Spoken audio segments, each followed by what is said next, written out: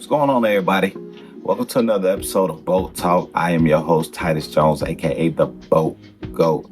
And today we're going to talk about the top 5 mistakes first-time boat buyers make, and a little bit too about how to avoid them, all right? Make sure you like and subscribe to the page. As long as you keep liking and subscribing, we're going to continue to give you more content, all right? And this is pretty helpful for first-time boat buyers. And this is a good one because a lot of people ask me, Titus, what should I not do when buying my first boat? So we'll jump right into it. The first thing is not doing your research, all right? One of the biggest mistakes new boat buyers make is not doing their homework. If you go into a dealership without knowing what you want, you may fall in love with a color or a style, but not the function.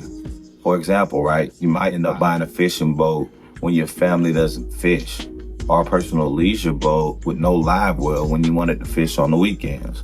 So take your time, watch videos, ask questions, do your research before you step in that dealership. Number 2, skip out on the sea trial.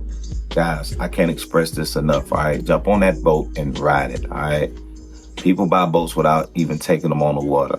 Every boat rides differently because every hull is designed differently. If you do not like the way the boat rides, then it's going to end up sitting in your driveway and you're going to be paying for it and nobody wants to get on it because it rides like crap. All right, so always do a sea trial. Make sure it rides the way you and your family like, and especially in the body of water that you'll be using it in, because some of us are in lakes, some of us like to go offshore, some of us just like to stay in the coast and kind of beach up on things. So make sure you take that ride before signing that paperwork, all right? Number 3, focusing on the price, all right? Well, first of all, it's called a dealership because we're here to make a deal with you. That's why they call it dealership.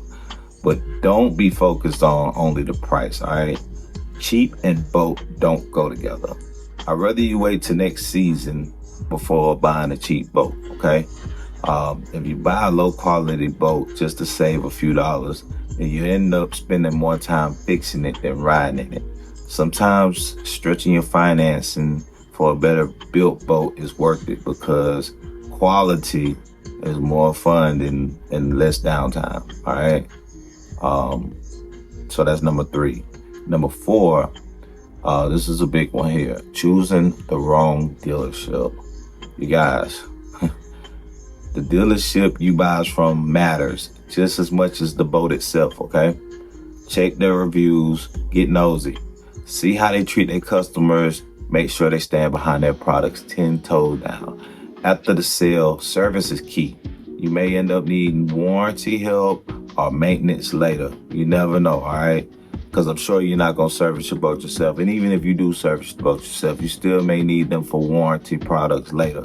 And if that dealer does not take care of you, then your boating experience is going to turn into a headache very fast. I promise you that. So always check out the dealership before making a purchase from that dealership and just figure out whether they're legit, all right? Number 5, understanding finance, all right? Now I'm not here to tell you whether finance or pay cash because I don't pay your bills, all right? I know an advantage to financing is not having to have all your money tied up in a vessel. But here's what you need to do is you need to figure out what your marine dealer will offer in terms of financing. Because usually dealerships offer loans that specialize in boats, right? And recreational things. And they usually give better terms than the local bank or the local credit union. So before you give up after getting a bad rate from your bank, check with the boat dealer, all right? Because I've heard people, they say, well, my bank gave me this rate and a boat is just not for me. But you got to check with the dealership too because they're going to give you a better rate, all right? That's it for this episode of Boat Talk, man. I hope this helped you make smart decisions when it's time to buy your first boat, all right?